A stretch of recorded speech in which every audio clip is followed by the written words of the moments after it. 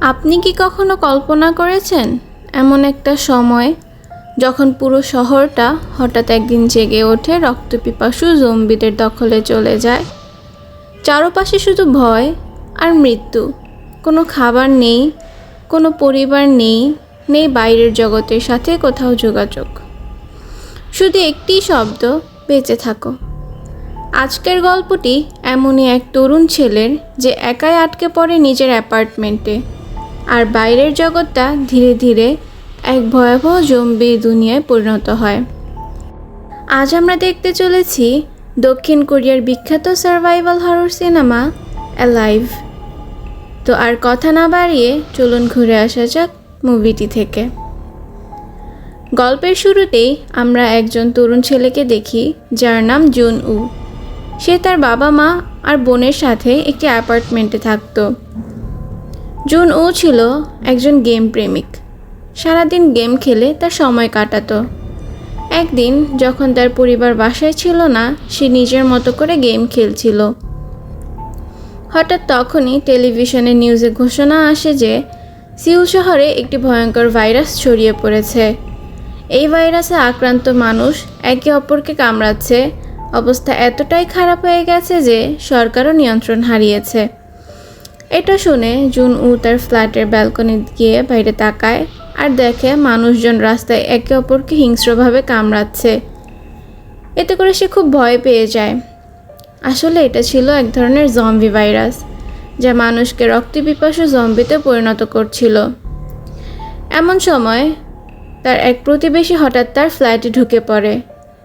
সে June উর bathroom ব্যবহার করতে চায়, কিন্তু জুন উ তখন নিউজে দেখে যে আক্রান্ত মানুষদের ত্বক সাদা হয়ে যাচ্ছে, চোখ লাল হয়ে যাচ্ছে এবং তারা নরখাদক আচরণ করছে। ঠিক তখনই তার সেই প্রতিবেশীও জম্বিতে পরিণত হয়, কিন্তু জুন উ সাহস করে তাকে বাইরে বের করে দিয়ে দরজা বন্ধ করে দেয়। তারপর তার পরিবারের কাছ থেকে সে একটি মেসেজ পায়। তারা জানতে চায় তুমি কি ঠিক আছো তো এবং বেঁচে থাকো।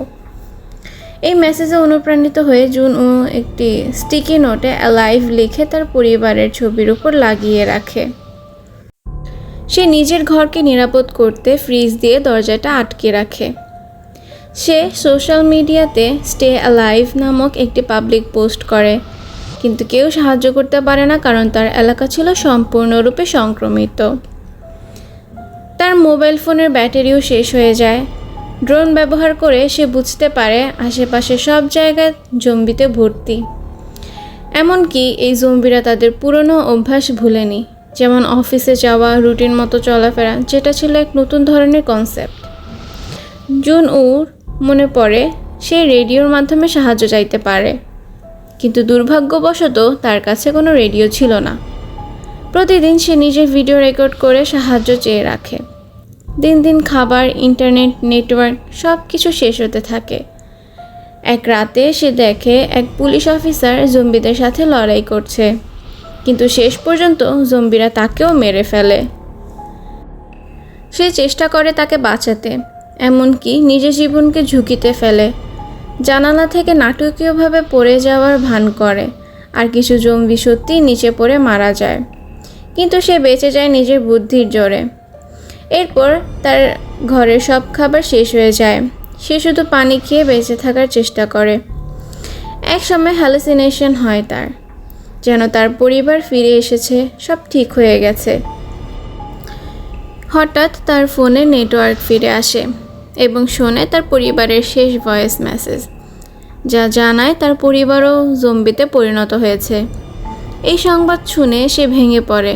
রাগে তার ঘরের জিনিসপত্র ভেঙে ফেলে। সে হতাশায় আত্মহত্যা করতে যায়। ঠিক তখনই পাশের বিল্ডিং থেকে লেজার লাইটের মাধ্যমে কেউ তাকে সংকেত দেয়। সে দেখে আরেকজন জীবিত মানুষ আছে। তার নাম কিম ইউবিন। তারা একে অপরের সাথে হাতের ইশারা এবং সংকেতের মাধ্যমে কথা বলে। ইউবিন তার দরজার সামনে ফাঁদ পেতে রেখেছিল। একটা জম্বি সেখানে আটকে ছিল। সে সুযোগ নিয়ে তাকে মেরে ফেলে। যদিও সে কাউকে মারতে চাইতো না, কিন্তু পরিস্থিতি তাকে বাধ্য করছিল। সে দেখে জুন উ অনেকদিন না খেয়ে আছে, তাই তাকে খাবার দিতে চায়।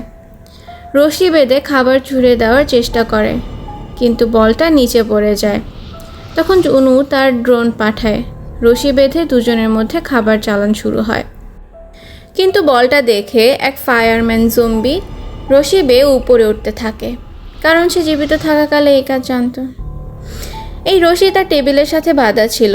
টান পড়ে ইউবিন অজ্ঞান হয়ে যায়। জুনউ ড্রোন দিয়ে তাকে বিভ্রান্ত করার চেষ্টা করে, কিন্তু শেষ মুহূর্তে ইউবিন জেগে ওঠে সেই জম্বির হাত কেটে ফেলে।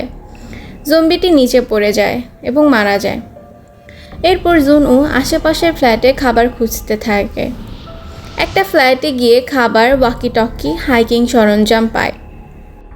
তবে সেই ফ্ল্যাটের মালিকও ছিল সংক্রমিত। একসময় সে তার উপর আক্রমণ করে বসে, কিন্তু কোনো মতে সে সেখান থেকে পালিয়ে আসে। সে ইউবিনকে একটা ওয়াকি টকি দেয়। তারা প্রতিদিন একে অপরের সাথে কথা বলে।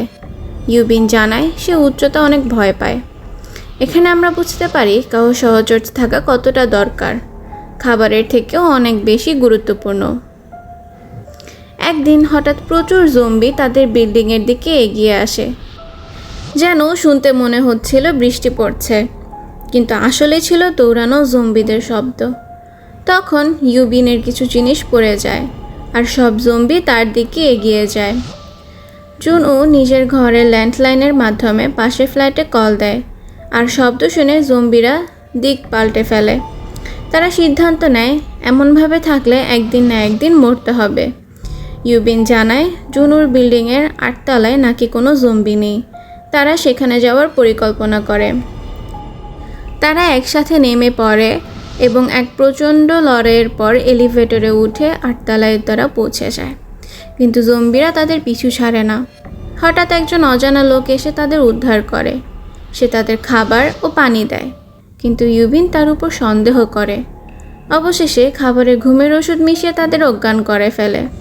তার স্ত্রী ছিল একজন জম্বি, আর ইউবিনকে সে তার স্ত্রীর খাবার বানাতে চায়। ইউবিনকে সে তার স্ত্রীর ঘরে ফেলে দেয়। তখন জুনু জেগে ওঠে তাকে থামাতে চায়, কিন্তু লোকটা তার কোনো কথা শোনে না। ইউবিন তখন বুদ্ধি করে জম্বিটির মুখ একটি কাপড় দিয়ে ঢেকে তাকে তার নিজের স্বামীর উপর ফেলে দেয়। স্ত্রী তাকে কামড় দেয়, আর ইউবিন বাধ্য হয়ে দুজনকেই মেরে ফেলে। গুলি শব্দে চারপাশের জম্বিরা ছুটে আসে। তারা ভবনের ছাদে উঠে যায়, গুলি চালায় আর সাহায্যের জন্য প্রার্থনা করে। শেষমেশ সত্যি সত্যি একটি হেলিকপ্টার আসে এবং তাদের উদ্ধার করে নেয়। সিগন্যাল ফিরে আসে। তারা আবার তাদের বন্ধুদের মেসেজ দেখতে পায়। দুজনে ইন্টারনেটে নিজেদের ছবিটি পোস্ট করে লোকেশন জানায়। অবশেষে স্টে অ্যালাইভ রূপ নেয় অ্যালাইভে, এবং সেখানেই শেষ হয়ে যায় সিনেমার কাহিনী। তো গল্পটি কেমন লাগলো অবশ্যই সবাই কমেন্ট করে জানাবেন, এবং আরও নতুন নতুন গল্প পেতে অবশ্যই আমার চ্যানেলটি সাবস্ক্রাইব করে পাশে থাকবেন। ধন্যবাদ সবাইকে। আল্লাহ হাফেজ।